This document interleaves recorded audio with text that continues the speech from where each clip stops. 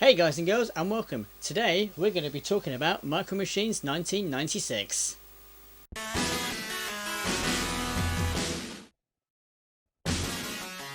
Micro Machines 2 was released in October 1995 and is an update to the previous Micro Machines 2.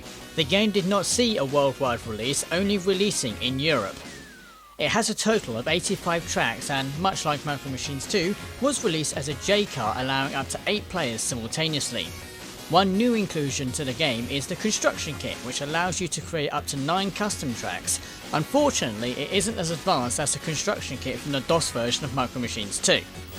In 1995, I was given the opportunity to test Micro Machines 96, most likely because I sent off a warranty card to Codemasters, and it must have been early August at the time, where I received a phone call actually from Lynn Darby, who was the PA to Richard Darling at the time, and she offered me the opportunity to test the game, and I was only 14 at the time, so I was quite surprised about that actually, and a little unsure, about quality assurance testing and all that. So I told my nan all about it, who I was living with at the time, and the legitimacy of the offer, it seemed 100% to us. So a few days passed, and I received a package in the mail, and it had the bare PCB of the cartridge, and it also had this letter in it as well.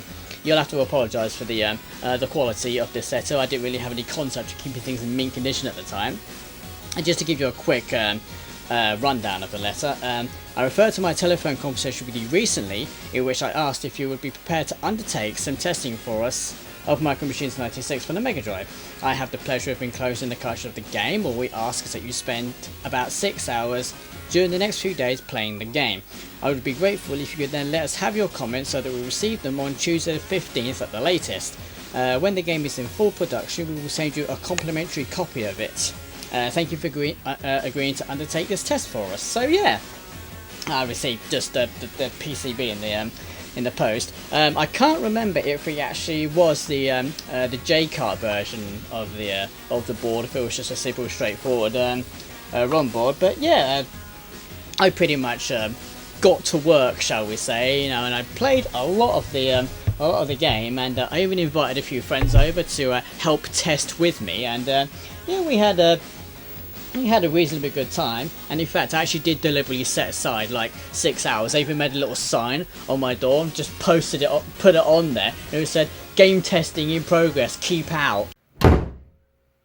The sort of sign that a 14-year-old made, and and they provided some sheets of paper for me to write down any issues and what have you, and I pretty much, I think I used them all up. I remember my nan actually advising me very, very specifically, make sure your handwriting is neat, otherwise they won't read it, because if I remember rightly, my handwriting at the time was absolutely shocking. One thing I did request from Codemasters actually, and in hindsight it was actually quite cheeky of me, it was that they put in extra slots for the customizable tracks that you can have on the game.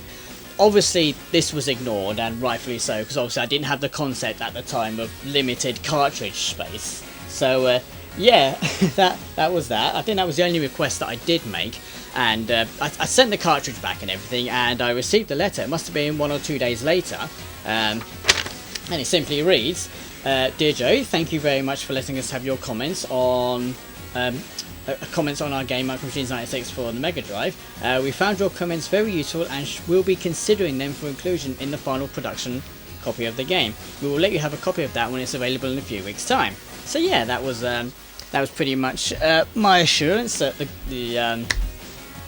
my feedback got to them, and I'll be getting something in return afterwards. It was a cold Tuesday morning in October, possibly. I don't remember what the weather was like. And I'm literally just about to get ready for school, where I open the front door and I see, just by my feet, a small package for me.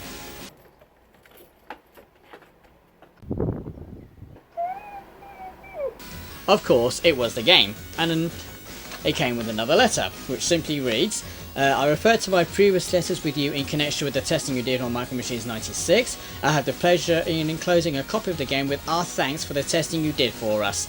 We hope you have many happy hours playing it. And I most certainly did have many, many happy hours playing it, and I've even had many happy hours playing it, just for the B-roll for this video. And obviously I couldn't play it right away when I received the game because I had to go to school. So that was a painful way to finally finish school at 3:30 and then run home and then finally boot up the game. And yeah, to say that we had many happy hours playing it is quite the understatement. And we created quite a lot of custom tracks. In fact, a couple of my tracks are still on there. Some of the funnier tracks that we did were some of the stupidest names. You know, unfortunately they're not there anymore. But some of the original tracks that are on the game itself, they remind me of some of the stupid names that we gave the tracks. So that was a lot of good fun. And not only did we have a lot of fun playing the game, but we also played really dirty on it as well. Because couple of things you can do on Micro Machines actually is that you can knock your opponent off the edge and onto the floor below and gain an advantage that way. We used to call that stooging. I don't know where the word came from. I think we were probably the only people to say it. So yeah, you know, you knock someone off the side. Oh, you stooged me, you.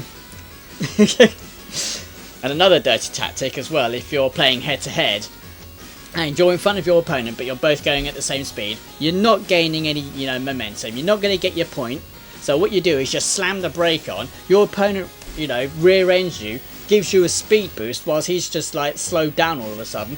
Gives you that little bit more of an edge to get to the edge of the television. But yeah, it was all good fun. And I've got to admit, the one single sad part about this whole experience is that if you look at the credits for the game, my name isn't there.